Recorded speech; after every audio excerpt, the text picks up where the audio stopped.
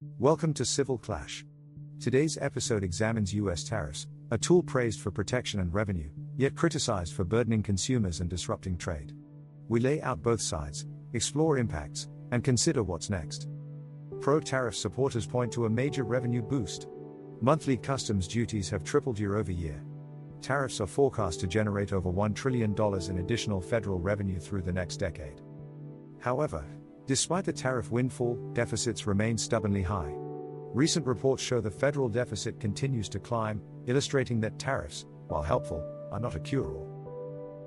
Supporters argue that tariffs help revive American manufacturing, particularly in metals, electronics, and semiconductors. Major US companies have pledged large domestic investments as a result of targeted trade protection. Critics say tariffs are a hidden tax. The average US household faces thousands in extra costs.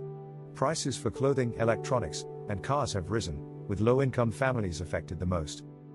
Tariffs are contributing to ongoing inflation spikes. Core inflation remains elevated.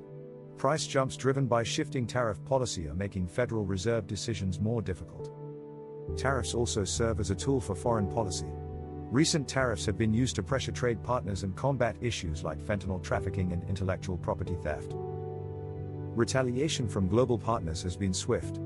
Countries like Canada and India have responded with tariffs of their own. Sectors like agriculture and electronics face rising costs and shrinking exports. Economic studies show tariffs impact low-income Americans more than high earners. The poorest households pay a much higher share of their income due to price increases on essential goods. Some economists note that protected sectors have been able to raise prices and increase profit margins. Small manufacturers report modest hiring and expansion in response to stable pricing conditions. Retailers are responding with smaller product sizes and meal bundles to keep costs down. Families are cutting back on discretionary spending. Tariffs are showing up in everyday life. Supporters say tariffs boost investment. Applications for new businesses have risen in protected sectors. There's also renewed interest in local supply chains and reshoring manufacturing capacity. Tariff authority is under legal scrutiny. Courts have recently ruled against broad emergency tariff powers, sparking debate over presidential limits and congressional oversight. Policy experts suggest a balanced approach.